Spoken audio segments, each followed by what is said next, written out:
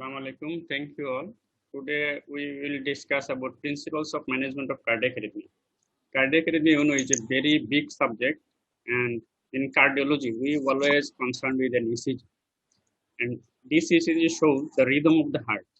That means rate rhythm, and if there is abnormality of the rate and rhythm, then it is called arrhythmia. And this arrhythmia is very important for any kind of examination.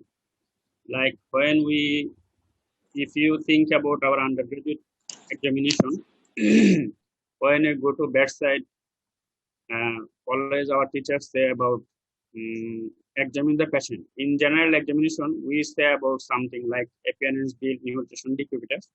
But when you do a physical examination, we start with a pulse. And this pulse is the manifestation of cardiac rhythm. So in any kind of examination, you must face about arrhythmia. Our today's class is about principles of management of cardiac arrhythmia. So I have no scope to give lecture about all things of arrhythmia. And you already finished some lecture class on arrhythmia. So I think you all know about arrhythmia. And you also know about the management or treatment of arrhythmia because you have finished the class on antiarrhythmic drugs. So I am going to the lecture. Our keywords is principle, management, and cardiac arrhythmia. Principle. What is principle? In short, if we say principle means what should do must be done and what should not do must not be done.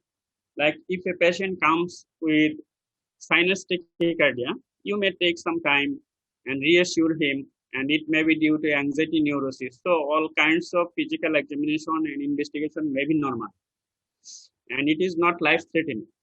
So you may give the patient some reassurance and no drug therapy or other option. But if a patient comes to you with ventricular tachycardia or ventricular fibrillation, your rapid response is mandatory for life-saving. And if you make some delay or make reassurance, then patient may die. So this is the principle. That means what should do must be done and what should not do must not be done. Then if we think about management, we know that management has two parts, diagnosis and treatment.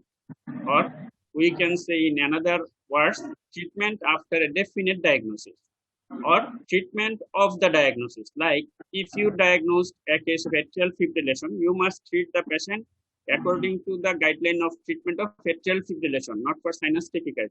But if you make a diagnosis of sinus tachycardia, you will give proper treatment of sinus tachycardia, not atrial fibrillation. So management means treatment of the definite diagnosis. Next, cardiac arrhythmia. In short, we can say that cardiac arrhythmia is defined as disturbance of the electrical rhythm of the heart. As you finished about arrhythmia, so I am giving some in short lecture.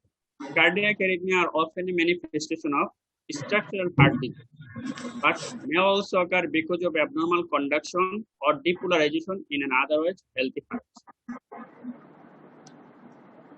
Many types of arrhythmia, we know that tachycardia, when the rate is more than 100 and when it is below 60, it is called bradycardia.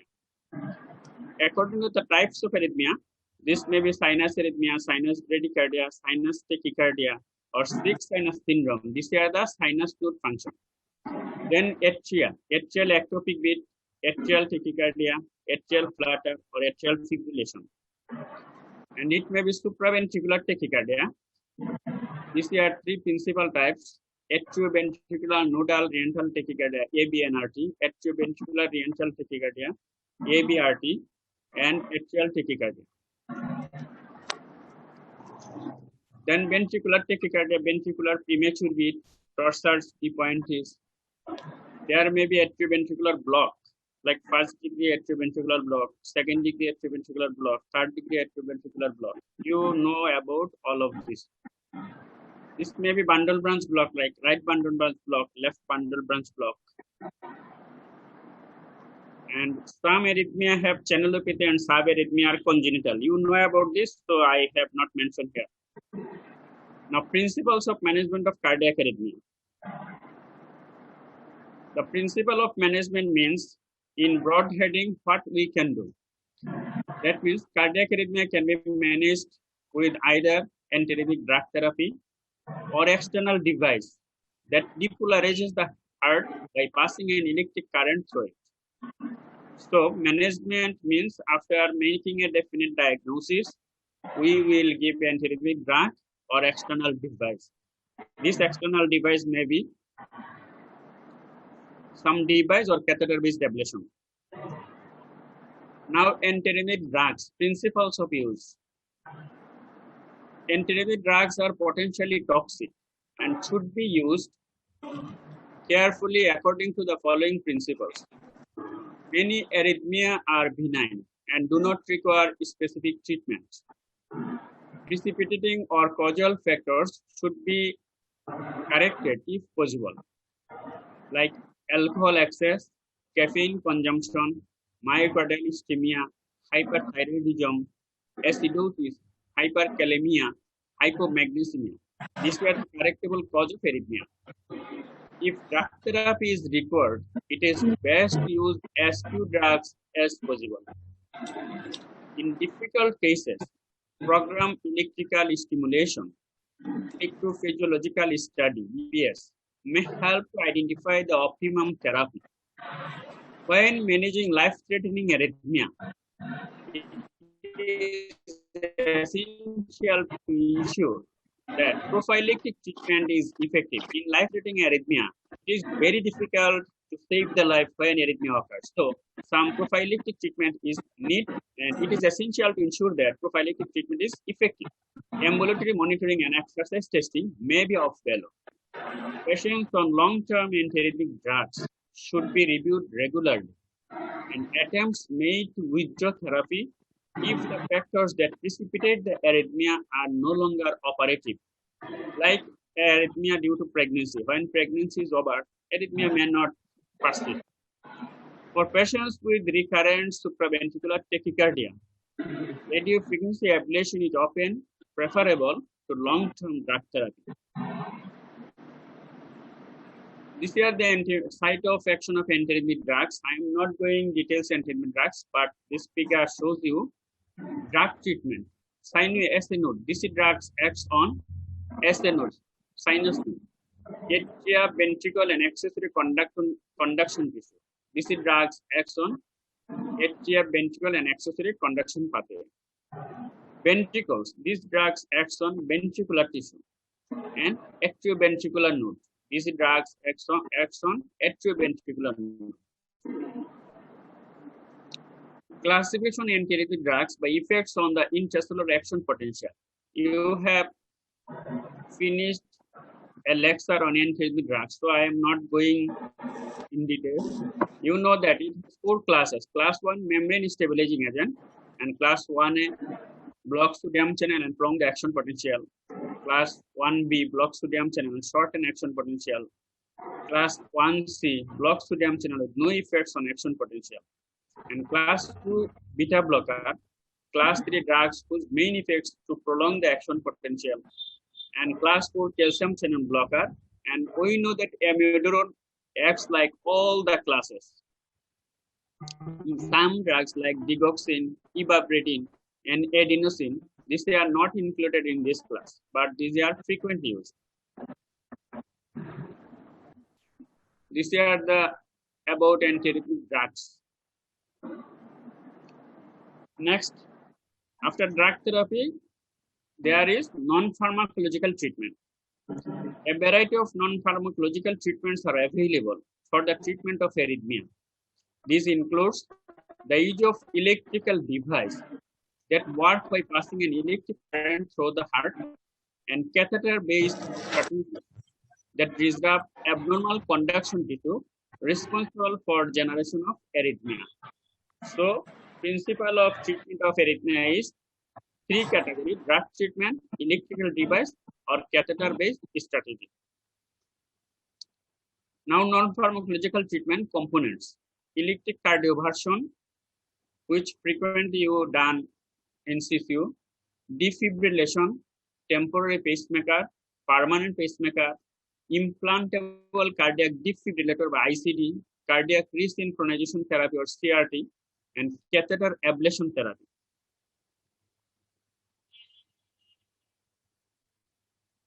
Characteristics and presumed mechanism of cardiac arrhythmia. You have done already a lecture on cardiac arrhythmia. These are the mechanism. Now, cardiac conduction system with common site of conduction block. As we are about treatment of arrhythmia, so we should know how arrhythmia are produced, what is the mechanism, and where conduction is blocked. SA node. This is the SA node. Sinus. If it is blocked, there may be sinus bradycardia, cardiac arrest. First degree, second degree, or third degree, SA exit block.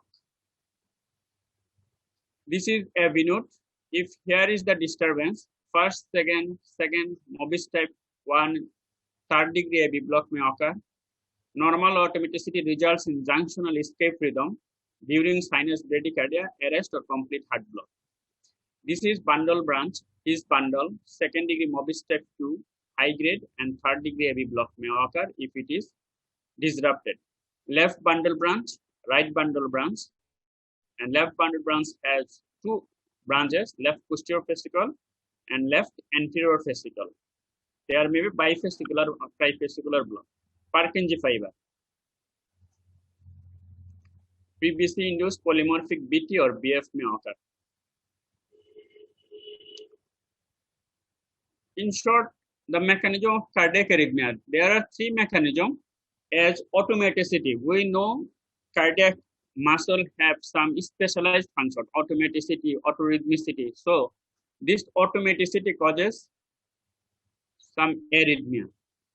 Number two, trigger activity, and number three, reentry. I think when you have finished a lecture on arrhythmia, this are shown by some figure, and you are oriented about this.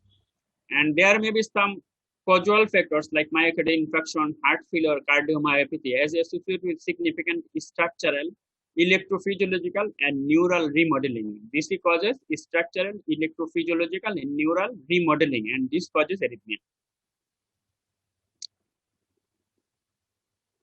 The disease-induced cardiac remodeling may facilitate the development of both reentral and non-reentral arrhythmia. Understanding this arrhythmogenic mechanism is important to providing mechanism-based therapy for cardiac arrhythmia. If we know what is the mechanism for production of arrhythmia, if you stop the mechanism, arrhythmia will be subside. So, mechanism-based therapy. Electrophysiological study can provide crucial mechanistic information in a variety of suspected or documented cardiac arrhythmia. They are indicated when the history, clinical examination, and non-invasive testing fail to provide conclusive information, and therapy is dependent upon findings. Electrophysiological study basically a diagnostic tool. So it is, you are learned about this in the lecture of arrhythmia. So it is beyond my scope, but in short, electrophysiological study locate which tissue or which location is responsible for arrhythmia. Then you may make a radio frequency catheter ablation or any catheter-based therapy to subside that arrhythmia. And pacemaker implantation may be necessary when EP study reveals the abnormal sinus node, AV node, or his Purkinje system function. So when EP study reveals the abnormal sinus node, AV node, or his Purkinje system function, then you may need a pacemaker implantation.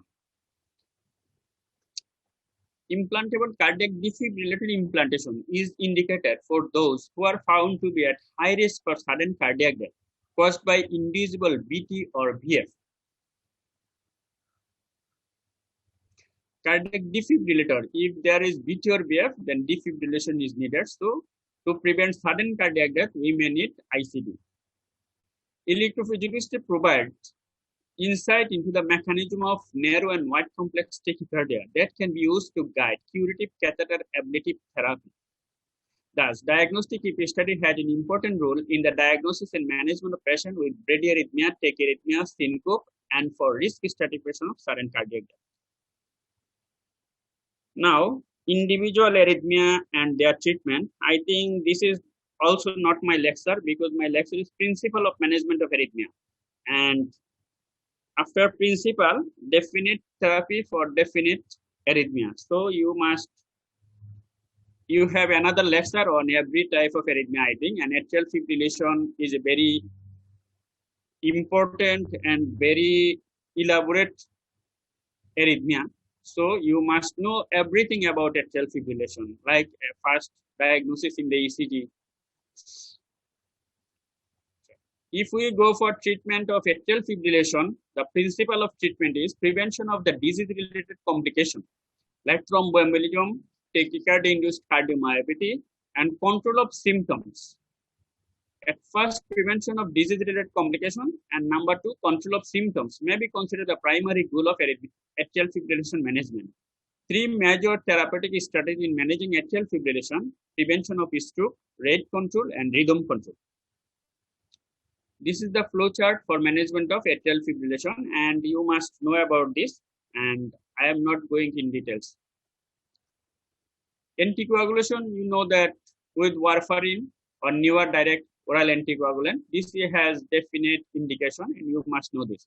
Therapy to achieve symptom control and prevention of tachycardia-induced cardiomyopathy are often similar. Ventricular rate control during AF for maintenance of sinus rhythm may improve symptom and prevent tachycardia-induced cardiomyopathy. When clinical goals are not met using one strategy, the alternate strategy can be pursued in the same patient. This is the part of principle of management. When clinical goals are not met using one strategy, the alternative strategy can be pursued in the same patient. Primary prevention of atrial fibrillation is another area of great importance for research considering the high prevalence of the disease. Atrial flutter.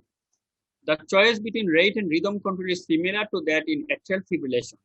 There is bias towards rhythm control in atrial flutter as a result of the relative use and high success rate of catheter ablation, but also to the difficulty in many patients to achieve good rate control. The regular and slower atrial rates seen in the atrial flutter compared with atrial fibrillation. Here, in atrial fibrillation, first atrial fibrillation is most common, but in atrial flutter, the rate is slower. So, less conduction in the AV node and often shows 6:1 AV conduction pattern. So, rate control is very difficult. Selection of rate control agent and antiarrhythmic drugs to treat atrial flutter mirrors that to the treatment of atrial fibrillation. Initial management of atrial flutter is similar to treatment of atrial fibrillation. Urgent conversion to sinus rhythm or rapid control of the ventricular response rate may be needed depending on the patient's hemodynamic status. We know that in the management of arrhythmia, we are concerned about hemodynamics. If patient is hemodynamically stable, you may go for drug therapy. And if patient is hemodynamically unstable, you must go for rapid response therapy. Like if drug, that may be amiodarone, which acts through all pathway, or device therapy. Depending on the patient's hemodynamic status, option for cardioversion include transthoracic direct current cardioversion, which you done in CCU frequently, or chemical cardioversion using antiarrhythmic mechanism. Mainly, we use amiodarone.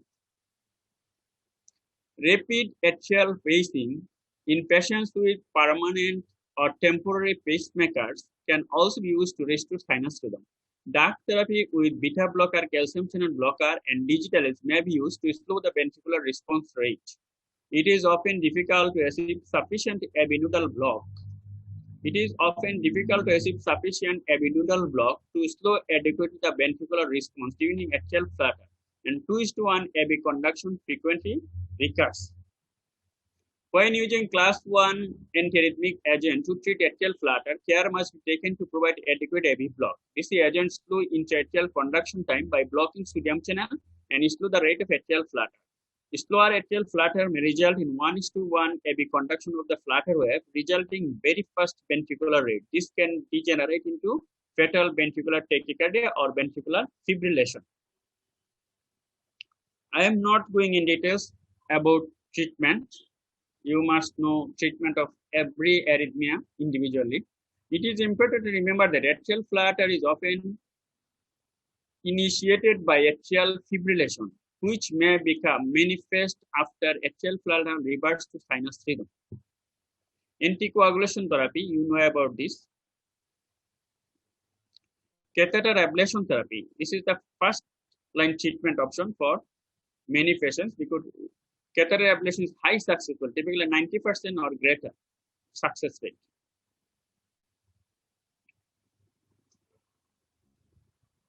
Because classical atrial flutter is usually preceded by a variable period of atrial fibrillation, successful ablation of the atrial flutter, the enteral circuit firstly does not prevent recurrence of atrial fibrillation.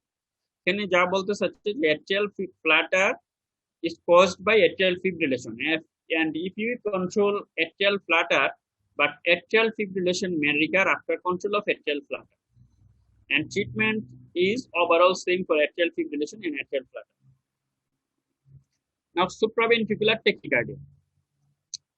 This includes atrial tachycardia, atrioventricular nodal reentrant tachycardia, and WPW syndrome.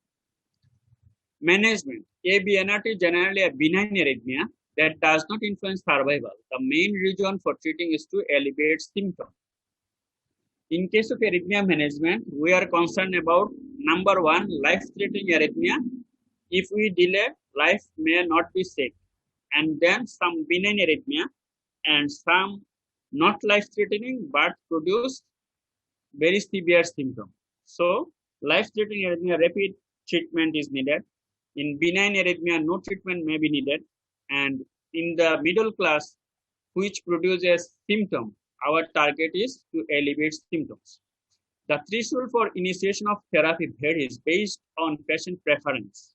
And on the, in case of alleviation symptoms, patient's preference is an option. And on the frequency and duration of the episode of tachycardia, as well as the associated symptom. And here we must concern about associated symptoms. The threshold for treatment also reflects whether the patient is a competitive athlete, woman considering pregnancy, or someone with a high risk occupation such as scuba diving. American College of Cardiology, American Heart Association, and Heart Rhythm Society have recently published update guidelines. They frequently publish guidelines on the management of arrhythmia. Acute management depends. The dependence of ABNRT on abinodal conduction has important therapeutic implications. Abinodal reentrant tachycardia goes through abinode, so we need to block the abinode. Because of the known influence of autonomic tone on abinode conduction, maneuvers that increase vagal tone, such as the Valsalva, molar maneuver, gagging, carotid sinus massage, and occasionally exposing the face to ice water, can be used to terminate the tachycardia. So, in case of arrhythmia which is not life-threatening, then if it is ABNRT, we may do some vagal tone increasing maneuver, and we frequently do carotid sinus massage. This may alleviate the tachycardia. The effects of vagal maneuvers is most pronounced on the slow pathway. In the slow fast, there are two pathways, slow fast pathway and fast slow pathway. In the slow fast form of ABNRT, the tachycardia typically terminates in the anterogate direction. In the fast slow type of ABNRT, the block is in the retrograde limb of the tachycardia circuit. This is the part of arrhythmia lecture, so I think you have oriented about this in that lecture. Adenosine, a purinergic blocking agent that causes adenosine. In case of SBT, you frequently use adenosine, and it has some principles of use. Adenosine is nearly 100% effective in terminating ABNRT. It has a rapid onset of action and a short half-life, less than 10 seconds. It does not impair contractility. When used for termination of a narrow complex tachycardia like SBT, and as it is 100% effective, we differentiate BT or SBT by giving adenosine in our clinical practice in the CSU. When used for termination of a narrow complex tachycardia, an initial dose of 6 mg may be followed by 12 mg if the first dose is ineffective. You know this. Because of its short duration of action, it is essential that adenosine be administered as a rapid bolus This is best achieved by having syringe with. You know that uh, during giving adenosine, we take some preparation, like it causes cardiac arrest. We are prepared for giving CPR, and we make a saline flash. There are two syringes are used, and cardiac monitor must. After taking this preparation, we give the adenosine. And if it is SBT, it is controlled, and if it is BT, there are no response. Minor side effects include transient dyspnea or chest pain are common with adenosine. Sinus arrest or bradycardia may occur but resolve quickly if appropriate upward dosing is used. Adenosine shortens the atrial refractory period, and atrial atrophy may induce atrial fibrillation. Atrial refractory period টা shorten করে, so atrial atrophy weak থাকলে এটা atrial fibrillation turn নেবে. This may be dangerous if the patient has an accessory pathway capable of rapid antegrade conduction. Because adenosine is cleared so rapidly, reinitiation of tachycardia after initial treatment may occur. Either repeat administration of the same dose of adenosine or substitution of calcium channel blocker will be effective. Adenosine mediates the effects by a specific cell surface receptor, AT1 receptor. I am not going through to adenosine because you have another lecture on antiarrhythmic drugs.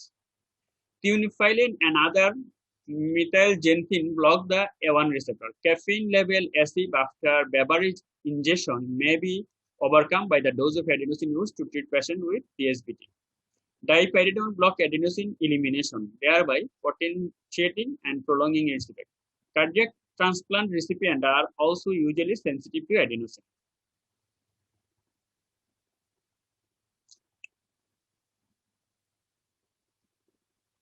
Now, verapamil is a calcium channel blocker.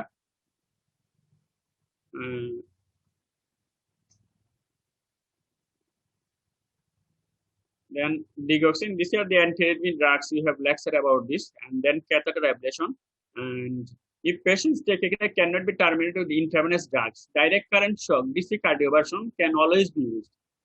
Energies in the range of 10 to 50 joule are usually adequate.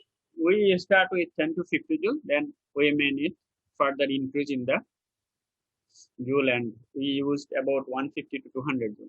Catheter ablation is considered class 1 therapy for treatment of patients with symptomatic AV energy. Catheter ablation, this is the curative treatment. Long-term management, this is catheter ablation.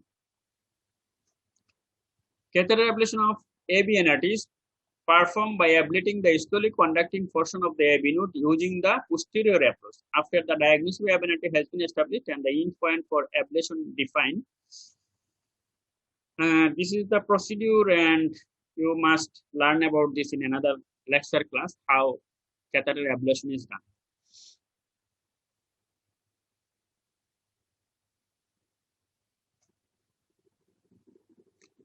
Cryoablation has become available as an alternative energy source for creation of myocardial lesion that can be used for treatment of AV energy. The main advantage of cryoenergy as compared with radio frequency energy is that the risk of heart block appears to be lower. Cryoablation, their energy comes from cold and the radio frequency is not used, so it causes less heart block, especially in children. Because of the implication of the heart block in children, cryoablation is used by an increasing number of pediatric electrophysiologists. Radio frequency energy has remained the dominant ablation energy source for treatment of energy in adults. Medical therapy, we already mentioned this, that depress AV node conduction for AV energy, calcium channel blocker, beta blocker, and class 1 antiarrhythmic drugs.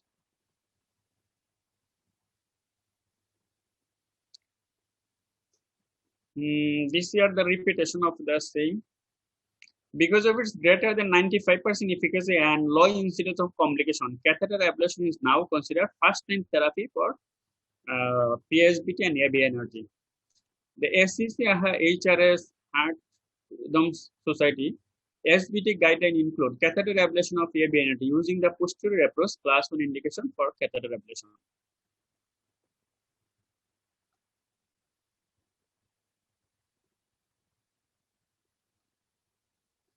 For accessory pathway, catheter ablation is the first line treatment. Overall success rate 93%.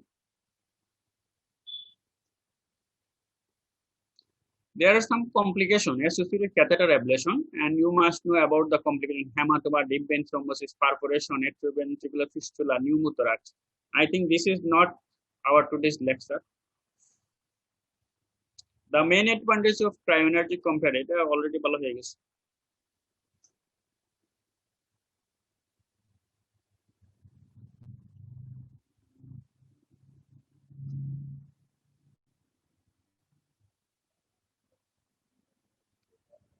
Management of asymptomatic pre-excitation. Most patients with asymptomatic pre-excitation have a good prognosis.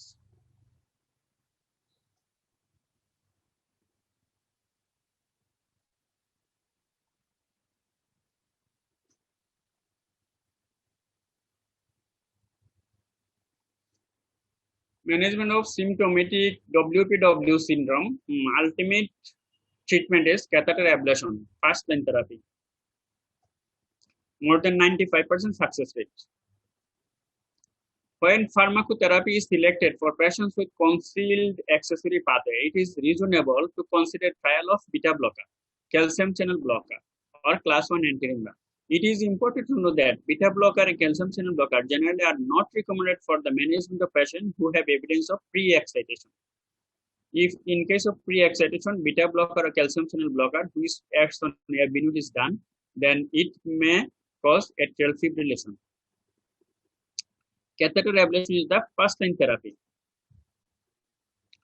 This is SCCR 2015 recommended management of patient with symptomatic concealed accessory pathway. This is the class 1 indication.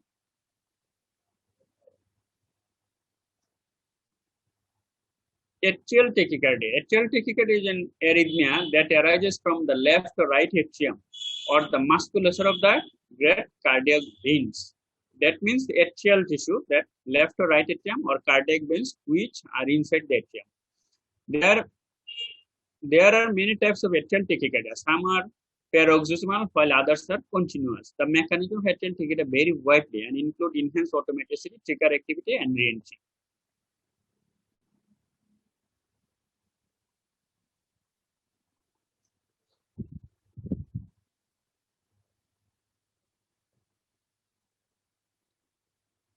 There are many approaches to treat atrial tachycardia. Pharmacological therapy with beta blocker, calcium channel blocker is effective in a proportion of patients. If this first line medication fail, membrane-active antiarrhythmic medications such as flecainide, propracanol, sotalol, or rarely amiodarone can be considered. In case of atrial tachycardia, drug therapy is the first line choice. Catheter ablation is an important treatment strategy that is appropriate to use first line based on patient's value and preference. With the use of three-dimensional computerized mapping system, the cure rate associated with the ablation of the atrial tachycardia is 90%. One important exception to this rule is multifocal atrial tachycardia, which is far more difficult to approach with the ablation because of its multifocal origin. Ventricular arrhythmia.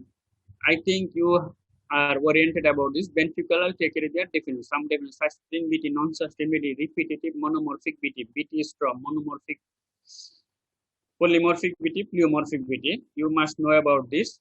Ventricular tachyarrhythmia in the setting of a structurally normal heart.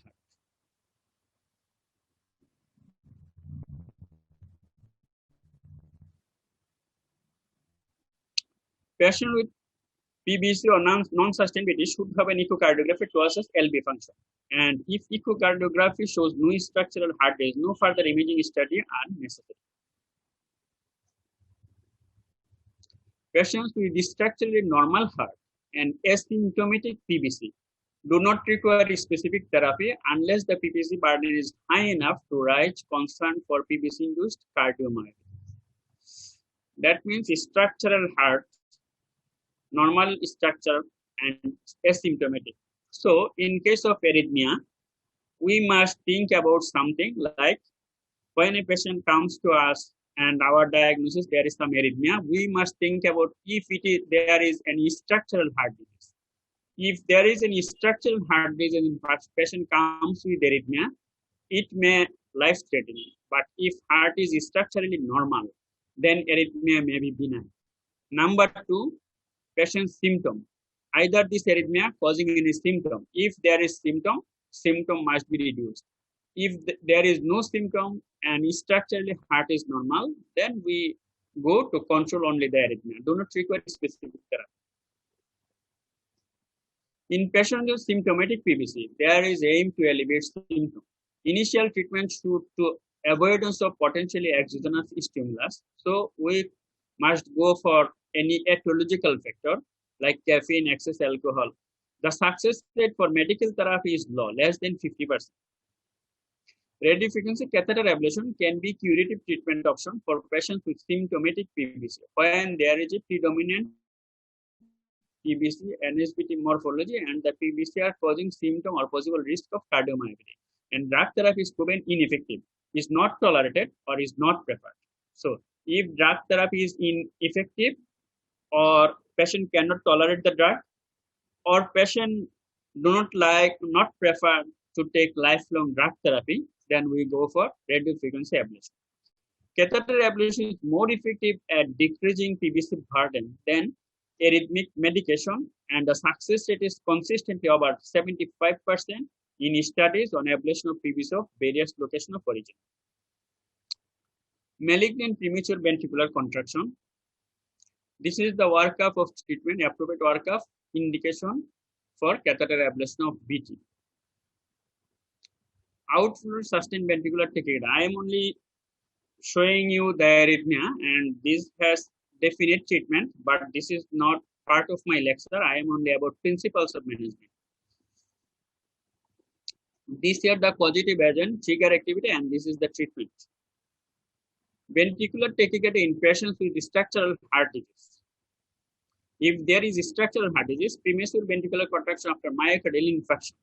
Early data from trial of the thrombolytic therapy have shown an association between PVC and sudden death. If a patient comes with myocardial infarction, there is PVC, patient may have sudden death. After controlling the myocardial infarction, we know that reperfusion therapy causes some arrhythmia, and this arrhythmia is an indicator of successful reperfusion therapy. The greatest risk of sudden death among the patients who had more than 10 PVC per hour and don't receive thrombolytic. If a patient comes to us with acute myocardial infarction and there is more than 10 PVC per hour and patient have not received any thrombolytic, then it may cause sudden death. And if patient get thrombolytic therapy, then if PVC is more than 25, patient has risk of sudden death. Less than 25, this may be benign condition. The treatment of PVC and non-SBT with antiarrhythmics is also not recommended unless they are associated with hemodynamic compromise or refractory symptom, or there is evidence of PVC-induced cardiomyopathy. So, what I mentioning here that after acute myocardial infarction, if you go for reperfusion therapy, especially reperfusion drug therapy, there will be reperfusion arrhythmia, and it is an indicator of successful reperfusion, and this may be benign. So, after reperfusion therapy, all arrhythmia, no need treatment. If it is not hemodynamically compromised or refractory symptom, or there is evidence of PVC-induced cardiomyopathy. In patients with frequent ventricular ectopy, electrolyte and acid-base imbalance should be corrected. So we go for any correctable condition for this arrhythmia. If frequent and persistent ventricular ectopy results in hemodynamic instability, which is rare, beta-blocking agent or amiodarone are the preferred pharmacological intervention in this setting. Lidocaine may be considered temporarily when recurrent hemodynamic significant ventricular arrhythmia occur in the setting of acute MI. The use of amiodarone in patients during and after the acute MI is controversial. Once upon a time, when we were the intern doctor, and in the first part of our training period, we find that lidocaine is used, but now amiodarone is more used. Amiodarone has unique pharmacological properties beyond its effects on the cardiac sodium and potassium channel. It is also a beta-adrenergic receptor blocker and a calcium channel blocker and has anti-ischemic effect. So it has many effects like pleomorphic effects. So In short, if we may say amiodarone like a steroid in medicine. The Canadian American myocardial infarction arrhythmia trial, patients with prior MI and frequent ventricular ectopy randomized to amiodarone placebo. Most of the benefit was seen in patients who were treated concomitant with beta adrenergic blocker. স্টাডিতে দেখা গেছে যাদের beta blocker দেওয়া হয়েছে অ্যামিডোন তাদের ক্ষেত্রে মোর benefit.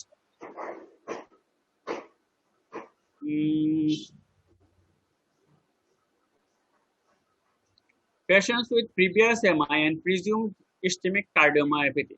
In patients with chronic ischemic cardiomyopathy or non-ischemic cardiomyopathy, there may benefit to treat of PVC in certain clinical circumstances. Patients with previous MI and presumed ischemic cardiomyopathy may have appreciable ejection fraction improvement to the point of no longer requiring primary prevention of ICD implant if high burden of PVC can be successful. স্টাডিতে দেখা গেছে যদি আমরা previous MI এবং ICM এদের PVC control করতে পারি তাহলে cardiomyopathy develop করে, সো তাদের আইসিডি প্রয়োজন হয় না।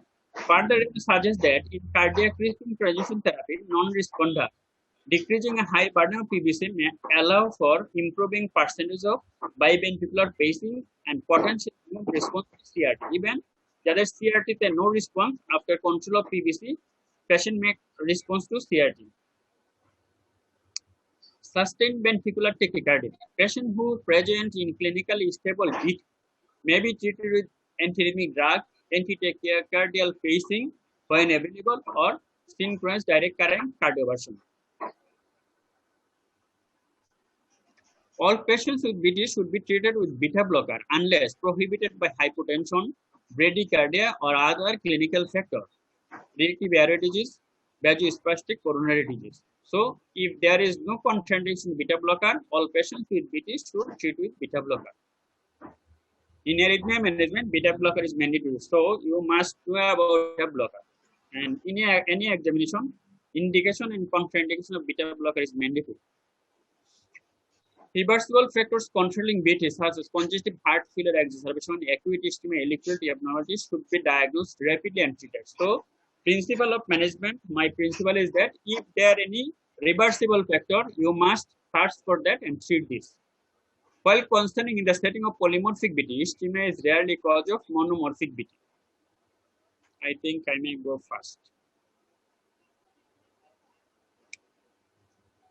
The primary aim in the patients who have presented sustained VT is to reduce the recurrence of VT and prevent sudden cardiac death. LV function is a well-established independent risk factor for sudden cardiac in patients with ventricular arrhythmia.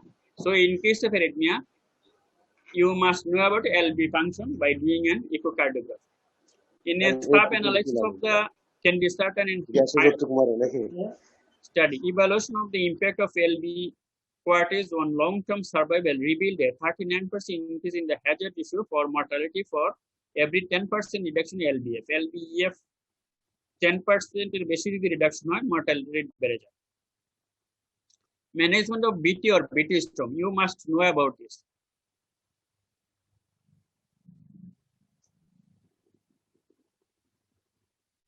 Now, patient who present is sustained BT and structural heart disease. Sustained BT along with structural heart disease, he may need ICD. So, you must know about what is ICD, its indication, class 1 indication and class 3 contraindication. I think no scope for me to give lecture elaborately about this.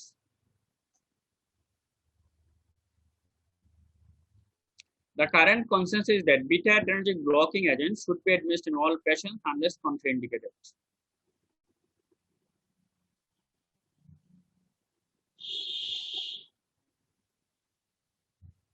This is the class 1 indication for ICD. This is class 3 indication for ICD.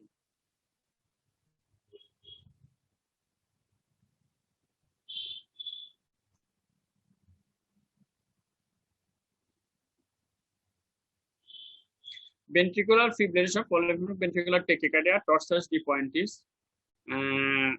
This is, you must know about this and definite treatment. Bradyarrhythmia, you must know about this and definitive treatment, but this is not principle of management. Indication of pacing in sinus node dysfunction. And these are the indication of pacemaker. You must know about this class 1 indication, at least class 1, class 2A, and class 3 indication. Antiarrhythmic drugs. You have done a lecture class on antiarrhythmic drugs, so I am not going about this. Drug device interaction. You must know about drug device interaction. Catheter ablation technique. This technique is not the principle of management. Technique you must know about, in short, about the catheter ablation technique. This may a short note in your examination. Pacemaker and defibrillation. It is a broad chapter, and you have lecture about this. Diagnosis and management of syncope. Syncope is part of arrhythmia because most common causes of syncope is cardiac arrhythmia, obstructive, non-obstructive cause. So you must know about syncope. What is syncope definition and management along with syncope due to arrhythmia. Sudden cardiac death. I have mentioned that some of the arrhythmia life-threatening, like BTBF. So this causes sudden cardiac death, and you must know about the definition of sudden cardiac death. You may face an ECG in the examination viva board, and after this ECG, you may ask about what is sudden cardiac death, how you manage a patient with sudden cardiac death, and even sudden cardiac death. There may be question about brain death and how you declare a patient is dead. Cardiopulmonary cardiocerebral resuscitation. This is another chapter, and it is also related with arrhythmia, and you must know about cardiopulmonary and cardiocerebral resuscitation. Thank you.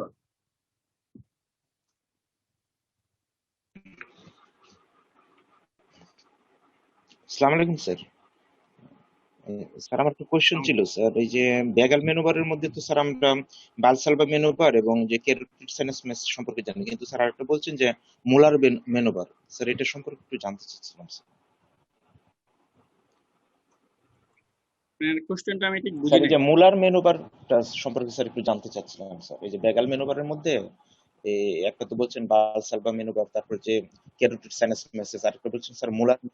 ঠিক আছে, এটা আপনি একটু করে নেন। আমি আসলে molar manoeuvre সম্পর্কে আমি নিজে ওরিয়েন্টেড না। আমরা যেটা করি সেটা হচ্ছে ক্যারোটিড সাইনাস মেসেজ। যদি এসবিটি আসে এবং আপনি নিশ্চিত হন এসবিটি, তাহলে ক্যারোটিড সাইনাস মেসেজ করলে কিছুটা রেসপন্স পাওয়া যায়, কিন্তু ultimately VT treatment in the ward CCU we give adenosine.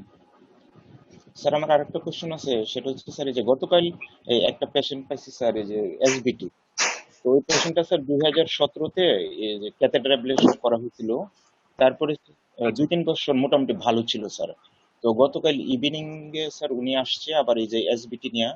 তো স্যার এই যে অ্যাডেনোসিন এক অ্যাম্পুল দেওয়ার পর রেসপন্স করছে। ওই পেশেন্টটা স্যার এই 6 মাস আগে স্যার আমার ডিউটির সময় আবার পাইছিলাম, তখন না আসছিল, তখন স্যার অ্যাডেনোসিন দেওয়ার পর রেসপন্স করছে। স্যার আমি জানতে চাচ্ছি যে ক্যাথেটার অ্যাবলেশনের পরে 2-3 বছর ভালো ছিল, তো এখন যে আবার হচ্ছে স্যার, এটা কেন হইতে পারে স্যার? এটা হচ্ছে যে আপনার মেকানিজম অফ এরিথমিয়া জানতে হবে। এসবিটি যদি হয় ডায়াগনোসিস আপনার এসবিটি, এসবিটির কতগুলো মেকানিজম, আমরা যদি মেকানিজম গুলো বলি, রিএন্ট্রি, অটোমেটিসিটি। তো এই মেকানিজমে একটা দেখা গেল যে আপনি ক্যাথেটার অ্যাবলেশন করছেন, তার হয়তো সাইট অফ লোকেশনটা যেখানে ছিল এখন নতুন করে অন্য জায়গায় হইতে পারে, নাম্বার 1। নাম্বার 2 হচ্ছে কোমরবিডিটি। 2-3 বছর পরে দেখা গেল একটা পেশেন্ট আগে ডায়াবেটিস ছিল, তার এখন ডায়াবেটিস। দেখা গেল হ্যাঁ আগে প্রেসার ছিল না, এখন তার প্রেসার ডেভেলপ করছে। এরকম অনেকগুলো ডিজিজ আছে যা কোমরবিডিটি। এই কোমরবিডিটি গুলো অনেক, তো এগুলো আসলে আপনার জাস্ট মানে এটা হচ্ছে মেকানিজম প্লাস ট্রিটমেন্ট। পুরো সাবজেক্টটাই যদি আমার হয়তো আমি বুঝাইতে পারতাম। তো আপনার যেটা হচ্ছে যে 3 বছর পরে রোগীর কন্ডিশনটা আপনার অ্যাসেস করতে হবে। Moreover any comorbid condition, any acute disease, ধরেন একটা নিউমোনিয়া যদি আসে, আপনি এট্রিয়াল ফিব্রিলেশন যখন করবেন, atrial fibrillation one of the important cause হচ্ছে ইনফেকশন। তো এরকম যে কোনো অ্যারিথমিয়া ইনফেকশন থেকে হইতে পারে, ইলেকট্রোলাইট ইমব্যালেন্স থেকে হইতে পারে। এখন আপনার কাছে যখন রোগী প্রেজেন্ট করে, এইগুলা প্রিসিপিটেটিং ফ্যাক্টর কোনটা আছে কিনা দেখতে হবে। এইগুলা তার ট্রানজিয়েন্ট অ্যারিথমিয়া নিয়ে আসতে পারে, এবং সেইগুলা ডেফিনিট ডায়াগনোসিস করলে ডেফিনিট ট্রিটমেন্টের রেসপন্স করবে। তো অ্যামিডোরিনের রেসপন্স করে, কিন্তু অ্যামিডোরিন ইফেক্ট দ্রুত শেষ হয়ে যায়। সেই জন্য ম্যাক্সিমাম রোগীগুলো এসবিটি ডায়াগনোসিস করলে আমরা অ্যামিডোরিন দেওয়ার পরে কি করি, প্যারাফামিল দিয়ে দিই। কিছু কিছু ক্ষেত্রে বিটা ব্লকার দিলে হয়, যদি সিঙ্গেল ডোজে হয় ভালো, নাহলে আমরা বিটা ব্লকার দিই, সাথে প্যারাফিন দিই। Treatment but location, radio frequency ablation আপনি নির্দিষ্ট একটা জায়গা করছেন, এখন যদি অন্য লোকেশনে তার অ্যারিথমিয়া হয় তাহলে তো আবার হবে। So I think there may be precipitating factor, there may be any comorbid condition which facilitated, there may be any drug like antihypertensive drug or proarrhythmic drug। হ্যাঁ, সে হয়তো আগে কোনো ড্রাগ ইউজ করতেন, এখন হাইপারটেনশনে এমন একটা ড্রাগ দেওয়া হয়েছে যেটা প্রোঅ্যারিথমিক, এবং we know that all antiarrhythmic drugs are proarrhythmic. আমরা অ্যারিথমিয়া কন্ট্রোলের জন্য যে ড্রাগগুলো ইউজ করি সেগুলো কিন্তু আবার proarrhythmic, even like beta blocker. If you stay মানে state card stop a beta blocker, হ্যাঁ, there may be reflex tachycardia. তো এইরকম কিছু সমস্যা থাকে, এই জন্য নলেজের ডেপথ আপনাকে গাইড করবে যে আপনি কি করবেন, কিন্তু রিফার করলে অ্যাসেস করতে হবে, এবং ডেফিনিটিভ ডায়াগনোসিস যদি দেখা যায় এটা কন্ট্রোল হয় না, তাহলে আবার ডেফিনিটিভ ডায়াগনোসিস করার জন্য আপনি ইলেকট্রোফিজিওলজিক্যাল স্টাডি, আলটিমেট হচ্ছে ইলেকট্রোফিজিওলজিক্যাল স্টাডি করতে হবে। করার পরে সাইট অফ এরিথমিয়া প্রোডাকশন অর্থাৎ লোকেশন অফ অরিজিন যদি আমরা পাই তাহলে হয়তো ডেফিনিটিভ ট্রিটমেন্ট দেওয়া যাবে। থ্যাংক ইউ স্যার, যদি কিছু বলেন।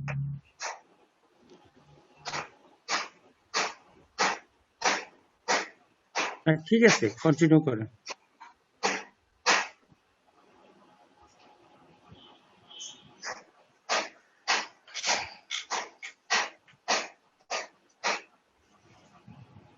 প্রশ্ন করতে হবে।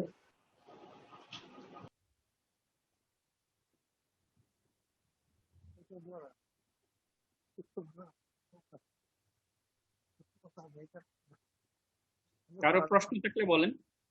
ব্যাপার হচ্ছে আমারটা যেহেতু প্রিন্সিপাল অফ এরিথমিয়া, আমি আসলে ডিটেলসে যাইতেছি না, আবার কমাইতেও পারি না বাড়াইতে পারি না, এটা ভেরি ডিফিকাল্ট একটা lecture, only principles of arrhythmia management.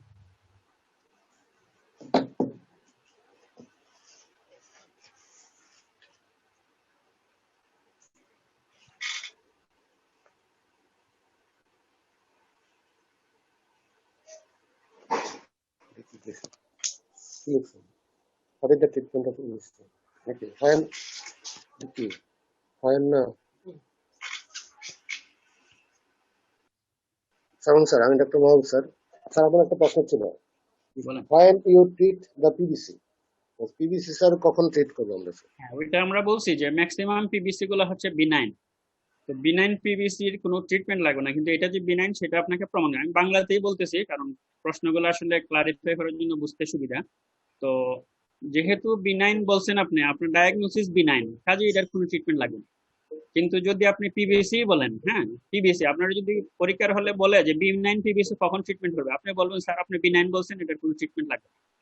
কারণ বিনাইন মানে হচ্ছে যে এটা ট্রিটমেন্ট লাগবে না, এখানে রিঅ্যাসুরেন্স করতে পারেন, আপনি ফলো আপে রাখতে পারেন। আর যখন আপনাকে বলবে পিবিসির কি ম্যানেজমেন্ট করবেন, তখন আপনি ডেফিনেটলি দেখবেন যে পিবিসিটা কি বিনাইন নাকি মেলিগন্যান্ট। যদি বিনাইন হয় তাহলে তার তেমন কোনো কষ্ট থাকবে না, হয়তো অ্যাংজাইটি নিউরোসিস বিভিন্ন কারণে হইতে পারে, আমি যে এটিওলজি গুলো বললাম, একটা ডায়রিয়া হলে একটা ইলেকট্রোলাইট ইমব্যালেন্স হইতে পারে, তো এইরকম কোনো একটা ওষুধ খায়, ওষুধের জন্য হইতে পারে, তাহলে আপনি রিভার্সিবল কজেস গুলা এক্সপ্লোর করবেন এবং বিনাইনের কোনো চিকিৎসা লাগবে না। কিন্তু এই বিনাইনকে ফলো আপে রাখতে হবে। যদি বিনাইন থেকে তার কতগুলো কন্ডিশন আমরা মেনশন করছি, যে যদি তার কার্ডিওমায়োপ্যাথি, টেকিকার্ডিয়া ইনডিউস কার্ডিওমায়োপ্যাথি, আমি এরকম একটা রোগী পাইছিলাম, একটা ইয়াং এজ 17 বছরের ছেলে, তার এক্সট্রিম টেকিকার্ডিয়া, এবং টেকিকার্ডিয়ার পরে ইকো করে দেখা গেল তার ইজেকশন ফ্র্যাকশন 38-এ চলে আসছে, সে মানে বাথরুমে যেতে পারত না। তো 2 সপ্তাহ পরে তারা আসতে বলছি, জাস্ট সিম্পল বিটা ব্লকারে তার রেট যখন কমেছে, সে পুরোপুরি ভালো, সব কাজ করতে পারে, কৃষক মানুষ। তো ওই জন্য বিনাইন হইলে আপনার ফলো আপে রাখতে হবে, আপনি বিনাইন বলে ছেড়ে দিবেন না, বাট এটা ট্রিটমেন্ট হচ্ছে ফলো আপ এন্ড রিঅ্যাসুরেন্স। কিন্তু যদি দেখা যায় যে স্ট্রাকচারাল হার্ট ডিজিজ, কখন ট্রিটমেন্ট করবেন? এই বিনাইনের সাথে যদি স্ট্রাকচারাল হার্ট ডিজিজ থাকে, যদি তার কোমরবিড কন্ডিশন থাকে, এমন কোনো ওষুধ খায় যেটা প্রোঅ্যারিথমিক, এই বিনাইনটাকে প্রোঅ্যারিথমিক ড্রাগ মেলিগন্যান্ট করতে পারে। আমরা বলে আসছি যে একটি, আমি যদি অ্যাভিনুটটাকে ব্লক করে দিই, রিফ্র্যাক্টরি পিরিয়ডটা যদি অ্যাভিনুটকে আমি ব্লক করে দিই, আর যদি অ্যাক্সেসরি পাথওয়ে থাকে যেমন ডব্লিউপিডব্লিউ সিনড্রোম, আপনি যদি এটা অ্যাভিনুট ব্লক করে দেন, তাহলে ডব্লিউপিডব্লিউ সিনড্রোমে atrial fibrillation, atrial flutter develop করতে পারে। তো বিনাইন কিন্তু আপনার স্ট্রাকচারাল হার্ট ডিজিজ আছে, অথবা আদার কোমরবিড কন্ডিশন, অথবা এমন কিছু প্রো অ্যারিথমিক ড্রাগ সে ইউজ করে, তাইলে কিন্তু এই বিনাইন থেকে ম্যালিগন্যান্ট টার্ন নিতে পারে। সেই ক্ষেত্রে আমার প্রোফাইলিকটিক ট্রিটমেন্ট লাগবে, অথবা অ্যাকচুয়াল কজ যেটা এটিওলজিক্যাল ফ্যাক্টর, অথবা স্ট্রাকচারাল হার্ট ডিজিজ, সেই স্ট্রাকচারাল হার্ট ডিজিজ তার ডেফিনিট ট্রিটমেন্ট লাগবে, এবং রিঅ্যাসুরেন্স পেশেন্টকে বুঝিয়ে দিতে হবে সমস্যা হইলে যেন চলে আসে। থ্যাংক ইউ স্যার একটু স্যার সাপ্লিমেন্ট ছিল স্যার, সেটা স্যার আমরা যদি মানে হল্টার মনিটরিং দেখি স্যার, কয়টা পিভিসি যদি 1 ঘন্টায় পাই তাহলে আমরা ধরতে পারি যে এটা কার্ডিওমায়োপ্যাথি করতে পারে। আচ্ছা, আমি আপনারা যেটা বলতেছি ওই যে আপনি বলছেন বিনাইন, আসলে বিনাইন বা মেলিগন্যান্ট এটা আমরা বুঝি তো বিনাইন ইসিজি দেখে, ইসিজি দেখলে আমরা টেকিকার্ডিয়া দেখলে মনে করি যে এটা বিনাইন, কিন্তু বিনাইনটা আসলে শুধু ইসিজি দিয়ে হবে না, আপনি everything must correlate with the patient. আমরা যেমন ওই যে এমআই এর ডেফিনেশনে বলছি যে এই এই জিনিস থাকতে হবে, বাট ক্লিনিক্যাল স্ট্যাটাস থাকতে হবে। তো আপনি বিনাইন বা মেলিগন্যান্ট যাই বলেন না কেন, আমরা ইসিজি দেখে বলে যে এটা বিনাইন পিভিসি, ঠিকই আছে, কিন্তু এই বিনাইনটা আপনি যেটা চাইতেছেন যে ট্রিটমেন্ট লাগবে কিনা, this depends upon the patient. পেশেন্টের যদি সিমটম থাকে, পেশেন্টের যদি কোমরবিড কন্ডিশন থাকে, তাইলে লাগবে। এখন কয়টা দেখবেন এটা আসলে বিনাইন মেলিগন্যান্ট এরকম আমি জানি না, স্যার বললে হয়তো, তবে মানে যদি 1 মিনিটের মধ্যে 10টার বেশি হয়, আমি যেটা বলে আসছি যে এমআই যদি তার ডায়াগনোস হয় এটিওলজিক্যাল ফ্যাক্টরের উপর নির্ভর করে, তাহলে এমআই যদি ডায়াগনোসিস হয় প্রতি মিনিটে যদি 10টার বেশি হয়, সে যদি দেখা গেল লেট প্রেজেন্টেশন স্টোকানিজ বা কোনো ধরনের থ্রম্বোলাইটিক থেরাপি পায় নাই, তাইলে এটা কার্ডিওমায়োপ্যাথি ডেভেলপ করতে পারে। আবার যদি থ্রম্বোলাইটিক থেরাপি পায়, তাহলে 25 এর বেশি যদি পার আওয়ার হয়, তাহলে কার্ডিওমায়োপ্যাথি ডেভেলপ করে, এর নিচে করে না, এগুলো স্টাডি করা আছে। আর ইভেন্টস টেকিকার্ডিয়া যদি এক্সট্রিম হয়, রেট যদি অনেক বেশি হয়, তাহলে কার্ডিওমায়োপ্যাথি ডেভেলপ করে। পারসিস্টেন্ট যদি পারসিস্ট করার কতগুলো কারণ থাকে, হয় এটার স্ট্রাকচারাল হার্ট ডিজিজ আছে, অথবা সে এমন কোনো কোয়ারিনিক ড্রাগ খায়, সেই জন্য হতে পারে। তাহলে পারসিস্টেন্ট কি স্যার কিছু বলেন? Thank you sir. আসসালামু আলাইকুম স্যার। স্যার আমার একটা কোশ্চেন ছিল স্যার।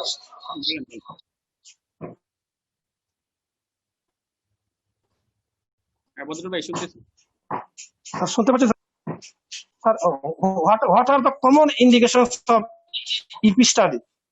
আমরা ইপি স্টাডি স্যার কমনলি আমরা কখন করব?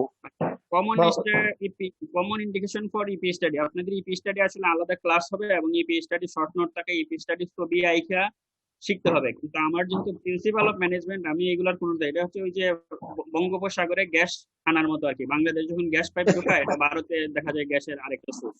তো আমি যে দেখে যে এরিথমিয়া পড়াইতে গেলে এটা মুকলেস স্যারের লেকচার, আবার এরিথমিক ড্রাগ পড়াইতে গেলে আরেকজন লেকচার, এই জন্য আমি সেফ সেটা দিকে যাইনি। তো আপনার ইপি স্টাডি ডিটেলস জানতে হবে, কিন্তু কমন ইন্ডিকেশন যদি আপনি পড়ালেখা নাও করেন, আপনার কমন সেন্স থেকেও বলেন, তাইলে আপনি বলবেন যে আমি ইসিজি করলাম, ইসিজি করার পরে এরিথমিয়া পাইলাম। এখন যদি দেখা যায় যে আমার ড্রাগ ট্রিটমেন্টে এটা তেমন কাজ করতেছে না, রিফ্রেক্টরি হচ্ছে, বারবার হচ্ছে, এবং যদি দেখা যায় যে তার ডেফিনিট ট্রিটমেন্ট লাগবে, তাহলে আমার ইপি স্টাডি করতে হবে। ইপি স্টাডি হচ্ছে ডেফিনিট ট্রিটমেন্টের আগে আপনার লোকালাইজ করার জন্য যে from which the origin of the this arrhythmia. So arrhythmia localise করার জন্য ইলেকট্রোফিজিওলজিক্যাল স্টাডি, এখানে ইলেকট্রোফিজিওলজিক্যাল স্টাডি করে আপনি টিস্যু অফ অরিজিন ডায়াগনোসিস করতে পারেন। কাজে যে সমস্ত কন্ডিশন আমার টিস্যু অফ অরিজিন ডায়াগনোসিস করা দরকার, সেখানে আমার ইলেকট্রোফিজিওলজির স্টাডি করতে হবে। এবং এটা একটা ইনভেসিভ প্রসিডিওর, সো এটা করার আগে নন ইনভেসিভ যে পাথওয়েগুলো আছে ওইগুলো আমরা করে ফেলবো। আর যদি দেখা যায় যে পেশেন্ট ডেফিনিটিভ ট্রিটমেন্ট নিতে আগ্রহী, এবং আমার মানে দুইটা কথা আমরা বলি, একটা হচ্ছে পেশেন্টের সিমটম, পেশেন্টের কন্ডিশন, আর 2 নম্বর হচ্ছে ফিজিশিয়ানস স্কিলফুলনেস। ধরেন আপনি স্কিলফুললি আপনি নিজেই বুঝতে পারছেন, যেমন একটা রোগী আসলেই কি আমি সিটি স্ক্যান করবো, মাথা ব্যথা বললে দিতে পারবো না, আমি বুঝতেছি তার কন্ডিশন। তো আপনার যদি মনে হয় যে ইনভেসিভ ট্রিটমেন্ট লাগবে এবং নন ইনভেসিভ করে পয়সা নিচ্ছে, তাহলে আপনি ইনভেসিভ প্রসিডিউরে সরাসরি চলে যাবেন। যদি পেশেন্ট ডেফিনিট ট্রিটমেন্ট নিতে চায়, তাহলে এই স্টাডি এটার একটা indication. Prior to definite treatment এই স্টাডি করতে হবে। Thank you. Thank you.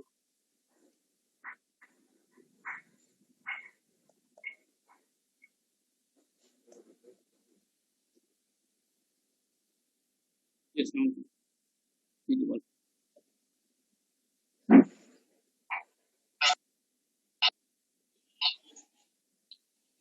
হ্যাঁ বলেন, শুনতেছি।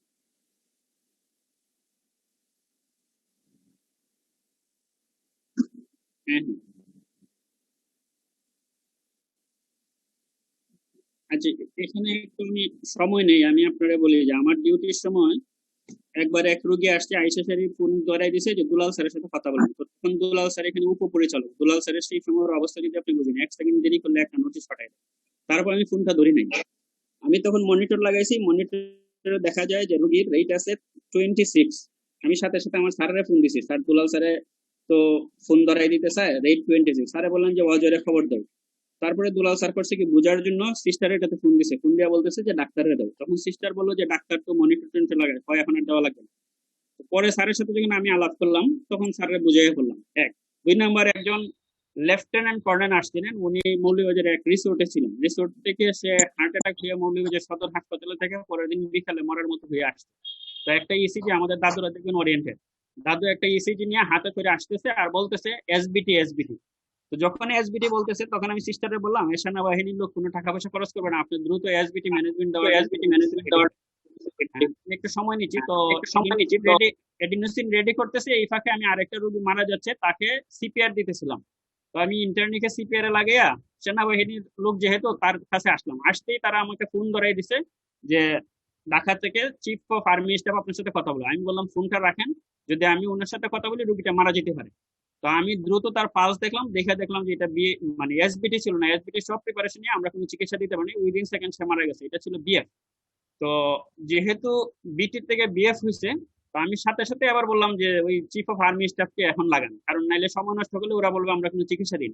এবং সাথে সাথে আমি ওনাকে বললাম যে পেশেন্ট ইজ ডাইড বিকজ হ্যাঁ তার যে এমআই হয়েছিল, এমআই কমপ্লিকেশন হয়েছে, আসলে মরা অবস্থাতে আমাদের কাছে চলে আসছে। তো যেটা বলতেছি লাইফ থ্রেটেনিং অ্যারিথমিয়া বলতে আমরা বুঝি বিটিবিএফ, যেখানে কোনো কনসেন্ট্রেট দরকার নাই, আপনি র্যাপিডলি ডিসি শক দেবেন এবং এই রোগীগুলো থাকবে হিমোডাইনামিক আনস্টেবল, কিন্তু আপনি হয়তো প্রেশার মাপার সময় পাবেন না। এই জন্য অ্যারিথমিয়ার রোগী আসলে আপনার প্রেশার মাপার আগে যেটা করতে হবে, মনিটর লাগাই দিতে হবে। মনিটরের মধ্যে আপনি কন্টিনিউয়াস ইসিজি মনিটরিং, এইটার সাপোর্টে আপনি বাকি কাজগুলো করবেন। এবং পেশেন্টের কন্ডিশন দেখলে এগুলো আপনি বুঝতে পারবেন। যদি লাইফ থ্রেটেনিং অ্যারিথমিয়া হয়, পেশেন্টের তো পালস বিপি কিছুই থাকবে না, কাজেই পেশেন্ট কনসিয়াসই থাকবে না, তার সেরিব্রাল সার্কুলেশন থাকবে না। সেই জন্য আমি লেকচারটা শেষ করছিলাম সেরিব্রাল মানে রিসিনক্রোনাইজেশন থেরাপি, এইগুলা সিপিআর, তারপরে এইগুলা দিয়ে। তো আমি আপনার যে কোশ্চেনটা যে লাইফ থ্রেটেনিং অ্যারিথমিয়া আপনি কখন বুঝবেন, লাইফ থ্রেটেনিং মানে হচ্ছে সে মারা যাচ্ছে, এখানে আপনার বুঝার তো আসলে কোনো স্কোপই নাই। আপনি দেখলে আপনি লেমিন হলে বুঝবেন যে লোকটা মারা যাচ্ছে। তো কাজেই তার ট্রিটমেন্টটা জানতে হবে। আপনার যে লাইফ থ্রেটেনিং অ্যারিথমিয়া কিনা এটা বোঝার জন্য আসলে মানে আমি যদিও লেকচারের বাইরেতে বলি যে এটা লেমেন বসে থাকলে সেও বুঝবে রোগীটা মারা যাচ্ছে, কিন্তু আপনার ট্রিটমেন্ট জানা থাকলে আপনি দ্রুত ট্রিটমেন্ট দিয়ে দেবেন। আর যে দুইটা কথা বললাম, দুলাল স্যারের ফোন ধরে নাই, স্যার কিন্তু রাগ করে নাই, হ্যাঁ। ওই জন্য আপনারা কার ফোন ধরবেন না ধরবেন এটা বুঝাইয়া বলতে হবে এবং রোগীর সাথে কথা বলে। রোগী যখন আমার ফোন দিচ্ছে আমি বলছি আমি ফোন ধরবো নাকি আপনার রোগীর চিকিৎসা দেবো বলেন, রোগী কিন্তু মারা যেতে পারে, সাথে সাথে ফোন কেটে দিচ্ছে। তো এই জন্য পেশেন্ট হচ্ছে আপনার ফার্স্ট প্রেফারেন্স। এবং 2 নাম্বার হচ্ছে যে আমাদের দেশে অ্যাটেন্ডেন্স ম্যানেজমেন্ট এবং সার্কামস্টেন্সিয়াল ম্যানেজমেন্ট গুলো শিখতে হবে। তো লাইফ থ্রেটেনিং অ্যারিথমিয়ার ক্ষেত্রে র্যাপিড রেসপন্স এবং এইগুলো রেফার করার কোনো সুযোগ নাই। আপনি যদি বলেন এটার তো এখানে চিকিৎসা নাই, আপনি দ্রুত নিয়ে যান, রোগী মারা যাবে। আপনি যদি মনে করেন যে এটা লাইফ থ্রেটেনিং অ্যারিথমিয়া, আমার এখানে মনিটর কিচ্ছু নাই, তাইলে আপনি কিছু ড্রাগ শুরু করে দেবেন। ধরেন ইমিউনোডন শুরু করলেন, শুরু করে তাকে ওরিয়েন্টেড করবেন যে রোগী কিন্তু যে কন্ডিশন সে মারা যাবে, এবং নিজের ফিট বাঁচানোর জন্য আপনি তখন রোগীর লোকের সাথে কথা বলবেন এবং তাদেরকে বুঝিয়ে দিবেন যে আল্লাহকে ডাকা ছাড়া আর কোনো উপায় নেই, হ্যাঁ। সেই ক্ষেত্রে কলিমা টলিমা পড়েন, এগুলো বলতে পারেন। তো এইগুলো আমার আলাদা একটা লেকচার, আমি কিভাবে রোগী ম্যানেজ করি এবং মরা রোগী, তো সেটা আলাদা জিনিস। তো লাইফ থ্রেটেনিং অ্যারিথমিয়া আপনার যে কোশ্চেন, এটা বোঝার জন্য আপনার কিছু করতে হবে না, রোগী আসলে আপনি বুঝতে পারবেন, আপনি জাস্ট একটা কন্টিনিউয়াস ইসিজি মনিটর ইনশিওর করবেন। Thank you. স্যার, স্যার আমার একটা কোশ্চেন জি জি আছে বলেন। স্যার। আমি ওই পত্রিকা ওখানে একটা জিনিস পাইলাম যে রিয়েল টাইম টেলিমেট্রি মনিটরিং। হুম, তো রিয়েল টাইম টেলিমেট্রি মনিটরিং কি স্যার আমাদের সিলেটে আছে বা অথবা ঢাকা কোথাও কি করা হয়? আমি যতদূর জানি সিলেটে নাই, ঢাকায় কোনো হসপিটালে আছে কিনা সেটা আমার নলেজে নাই। কারণ রিয়েল টাইম টেলিমেট্রি মনিটরিং বলতে যেটা বুঝি, আমি আপনার যেভাবে ক্লাস নিচ্ছি, টেলিমেট্রি হচ্ছে ইভেন্ট মনিটর। ধরেন আপনার একটা মোবাইলের মতো চিপ দিয়ে দিল, সারাদিন বন্ধ করে রাখলেন, যখনই আপনি রেডমি হবে তখন এটা চালু করলেন। এটা আপনার পৃথিবীর যে কোনো জায়গায়, আমরা যেমন অনলাইনে এখন রোগী দেখি, এভাবে যে কোনো জায়গায় সাথে সাথে চলে যাবে, মেসেজ সিস্টেম দেওয়া আছে, আপনি এটাতে হইলে। তো টেলিমেট্রি হচ্ছে এরকম কিছু মেশিন। আমাদের সিলেটে আমরা তো টেলিমেট্রি করে কেউ শুনি নাই। তো এখানে শুধু ওয়াল্টার মনিটরিংটা হয়, আর তো ওয়াল্টার মনিটরিং ছাড়া আর কিছু হয় আমার জানা নেই। স্যারে বলতে পারবেন মাউন্টেড যদি থাকে।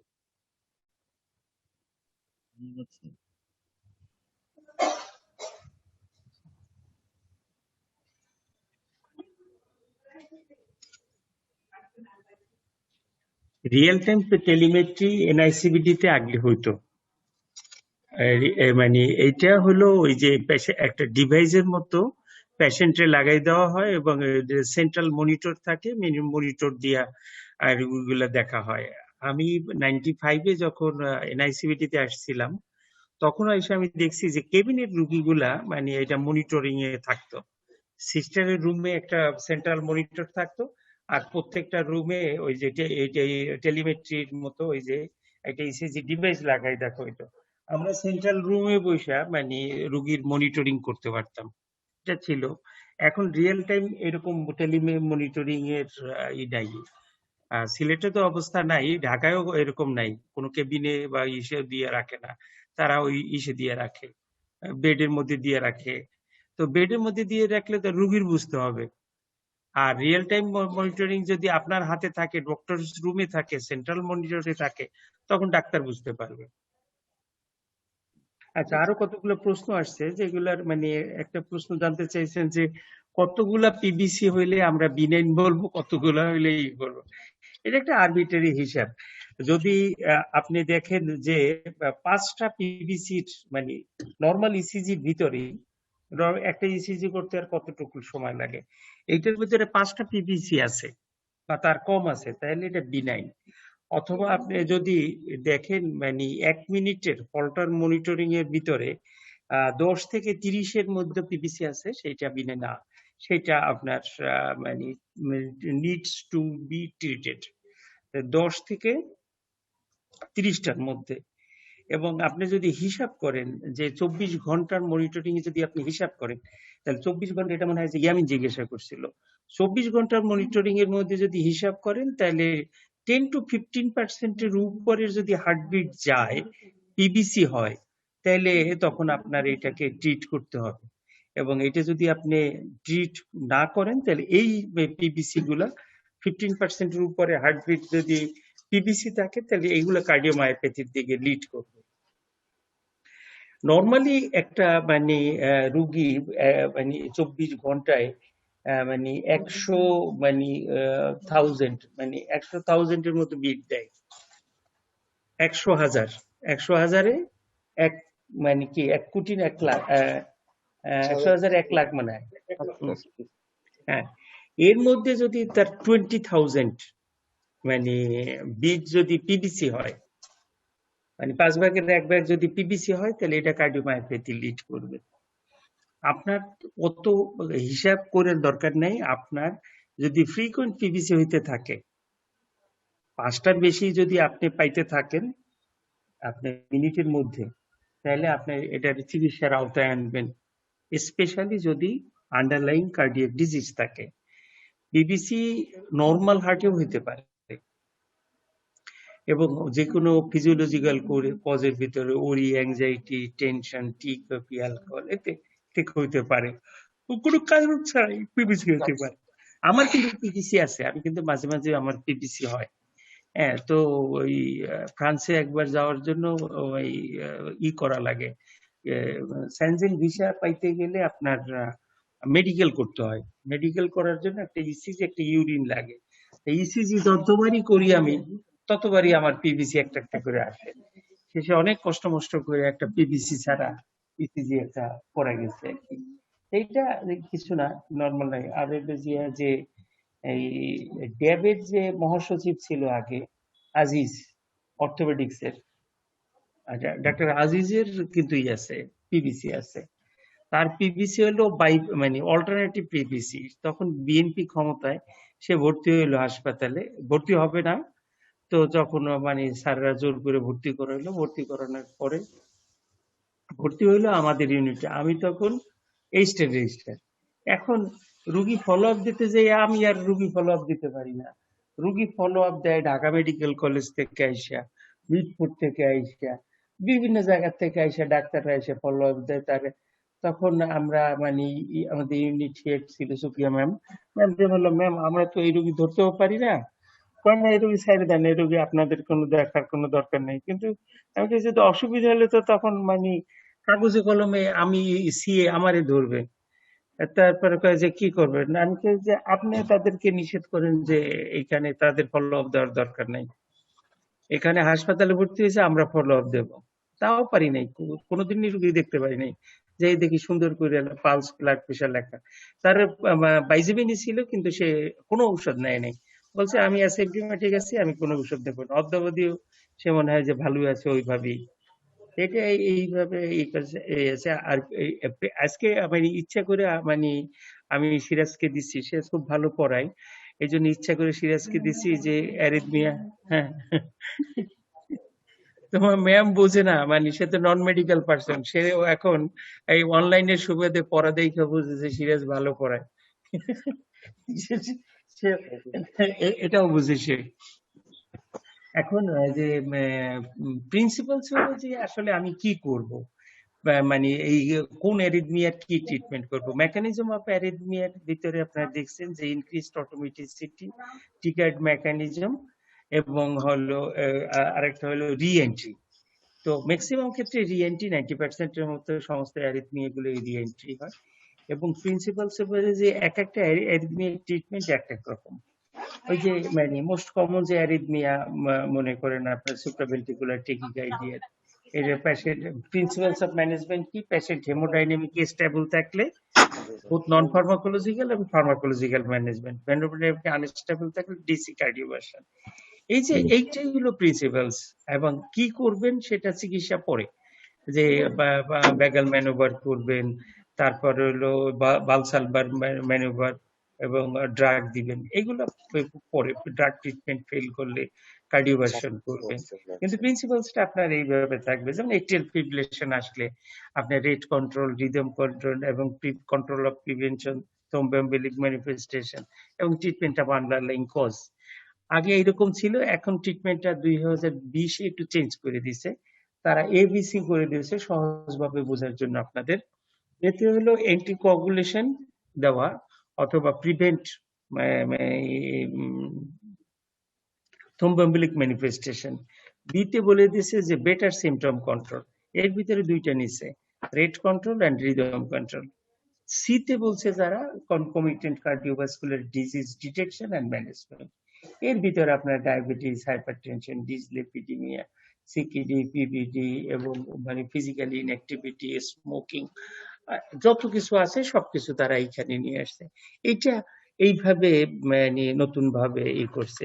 এরপরে এসবিটি গেল, এটিএল ফিব্রিলেশন, এরপর ভেন্ট্রিকুলার টেকিকার্ডিয়া, সেটাও আবার একইভাবে প্রিন্সিপালস দেখবেন হলো স্টেবল কি আনস্টেবল। আনস্টেবল থাকলে ডিসি কার্ডিওভার্সন, স্টেবল থাকলে মেডিকেল ম্যানেজমেন্ট। এবং লাইফ থ্রেটেনিং অ্যারিথমিয়া বলতে যে অ্যারিথমিয়া আপনার হেমোডাইনামিক কম্প্রোমাইজ করবে, সেটি হলো লাইফ থ্রেটেনিং অ্যারিথমিয়া। সে যেই হোক না কেন, সে যেমন মানে এসবিটিও হইতে পারে, বিটিও হইতে পারে, বিএফ হইতে পারে। বিএফ তো ডেফিনেটলি মানে হেমোডাইনামিক কম্প্রোমাইজ করবে উইদিন মানে সেকেন্ডস, কারণ এই ক্ষেত্রে কোনো ইফেক্টিভ কোনো কন্ট্রাকশন থাকবে না। অন্য সব ক্ষেত্রে ইফেক্টিভ কন্ট্রাকশন থাকবে, কার্ডিয়াক মানে ই থাকবে। সেক্ষেত্রে রেট ডিপেন্ডেন্ট। রেট ডিপেন্ডেন্ট কি, মানে যদি ভেন্ট্রিকুলার রেট 180-র উপরে উঠে যায়, তখন হলো এটা কাট শর্ট করে হলো ডায়াস্টলিক পিরিয়ডটাকে। ডায়াস্টলিক পিরিয়ড কাট শর্ট করার জন্য, আর মানে ডায়াস্টল ফিলিং হয় না, এর জন্য ফরওয়ার্ড ফেইলিওর হয়, এবং পেশেন্ট আলটিমেটলি কার্ডিওজেনিক শকে চলে যায়। এই জন্য 180-র বেশিক্ষণ যদি হার্ট রেট আপনি অ্যালাউ করেন, তাহলে আপনি পেশেন্টকে হেমোডাইনামিক কম্প্রোমাইজের দিকে নিয়ে যেতে মানে অ্যালাউ করবেন। সার্টেনলি পেশেন্ট এরকম হয়ে গেলেও মিনিটের মধ্যেই হয়, কমে মানে হার্ট মানে ব্লাড প্রেশার কমে যেতে পারে। এই জন্য হেমোডাইনামিক মানে লাইফ থ্রেটেনিং অ্যারিথমিয়া বলতে ওইটাকেই বলে যাচ্ছে। এই ক্ষেত্রে আপনি ক্লিনিক্যালি, হেমোডাইনামিক্যালি এবং ইলেকট্রিক্যালি, আমি সবসময় একটা কথাই বলি, কার্ডিওলজিতে এই তিনটে জিনিস যদি আপনি মনে রাখতে পারেন, আপনার কোনো রোগী অ্যাসেস করার কোনো সমস্যা হবে না। আপনার যত মানে রিস্ক স্কোর আছে, সবগুলো রিস্ক স্কোরে এই পয়েন্টস গুলোই ফিট করে নিছে। পেশেন্ট হেমোডাইনামিক্যালি মানে স্টেবল কিনা, পেশেন্ট ইলেকট্রিক্যালি স্টেবল কিনা, তার আগে সবচেয়ে যে জিনিস হলো পেশেন্টের সিমটম আছে কিনা। সিমটোম্যাটিক স্ট্যাটাস থাকলে সেটা যাই হোক না কেন, you will have to pay attention. সেজন্য অ্যাসিমটোম্যাটিক গুলো ছেড়ে দেবেন তা না, কারণ কার্ডিওভাস্কুলার সিস্টেমে 10-30%, কেউ 20-30% বলে, the 10-30% cases আপনার whatever it may be, it may present asymptomatically, either VTB যাই কিছু বলেন না কেন, এমআই মানে সবকিছু অ্যাসিমটোমেটিক্যালি প্রেজেন্ট করতে পারে, অথবা এটা অ্যাটিপিক্যাল প্রেজেন্টেশন নিয়ে আসতে পারে। তাহলে অ্যাসিমটোমেটিক এবং অ্যাটিপিক্যাল প্রেজেন্টেশন, এটাই হলো আপনার চ্যালেঞ্জ, যে এটাকে ডিটেকশন করা। আর ড্রাগ মানে পরীক্ষার সময় এইগুলা ড্রাগ গুলার নাম ধরা হয়, যে মানে ক্লাস 1, 2, 3 এবং 4 ড্রাগ ধরা হয়। যে এখন এর ভিতরে কিছু ড্রাগ আছে যে অ্যাট্রিয়াল ফিব্রিলেশন প্রিভেন্ট করে, কিন্তু কার্ডিয়াক ডিজিজ থাকলে তাকে দেওয়া যাবে না।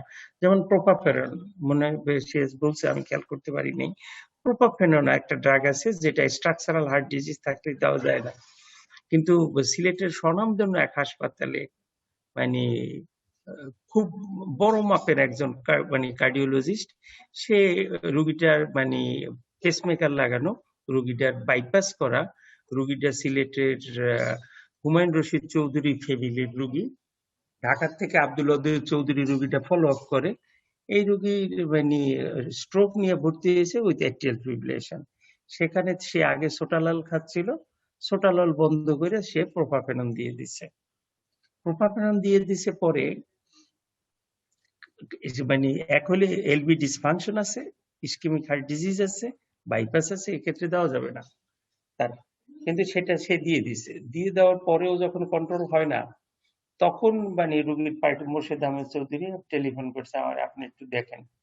আমি বলছি, স্যার আমি তো যেতে পারবো না। ঠিক আছে, আমি এখান থেকে মনিটর করে দেখলাম যে প্রোপাফেরন দিচ্ছে। তখন আমি বললাম প্রোপাফেরন বন্ধ করে কন্ট্রোল হলে অ্যামাইড্রান দিয়ে দেন। অ্যামাইড্রান আপনার যদিও এলবি ডিসফাংশন আছে সেফ থাকবে, ডিগক্সিনের চেয়েও এটা এই ক্ষেত্রে সেফ থাকবে। তাই বলে, স্যার হ্যাঁ, মতিউর রহমান স্যারও তাই বলছে যে এটা দিয়ে দেওয়ার জন্য। তাহলে এই ক্ষেত্রে যে আপনার মানে কার্ডিওলজিস্ট যত বড়ই হোক না কেন, আপনার যদি বেসিক জায়গায় আপনি ভুল করে বসেন, তাহলে কিন্তু লোকজন আপনাকে হাসবে, আপনার মানে দক্ষতা নিয়ে আপনার নিয়ে কথা উঠবে। যেটা না বুঝেন সেটা বাসায় এসে দেখবে, সবই যে আপনার মাথার মধ্যে থাকবে, মনের মধ্যে থাকবে, that is not the true thing. এই জন্য এই সেমিনার টেমিনার যেগুলো হয়, এইগুলো ওই যে প্রোপাফেরন ড্রাগ যখন আসছে তখন পকেট অন পিল হিসাবে এটা আসছে। হ্যাঁ, রিদমোসিন নাম সম্ভবত এটার। ওই যে পকেট অন পিল, অ্যাট্রিয়াল ফিব্রিলেশনের 2-3টা একত্রে খাওয়াই দাও, 150 মিলিগ্রাম করে, এটা টার্মিনেট হবে। এটা কোন ক্ষেত্রে? যদি তার স্ট্রাকচারাল কোনো হার্ট ডিজিজ না থাকে, সেই ক্ষেত্রে আপনি দিতে পারেন নর্মাল হার্টের উপরে। অ্যারিথমিয়া মানে খুবই কঠিন জিনিস মানে নন কার্ডিওলজিস্টদের কাছে, কিন্তু কার্ডিওলজিস্টদের কাছে এটা খুব সহজ এবং জিনিস হইতে হবে। তার কারণ এইটা করে, এইটা দেখেই, এইটা বিবেচনায় নিয়েই আপনার চিকিৎসা দিতে হবে। আপনি এটা চিকিৎসা যখন খুব ভালোভাবে দিতে পারবেন, অন্যের থেকে পার্থক্য আপনার তখন খুব ইজি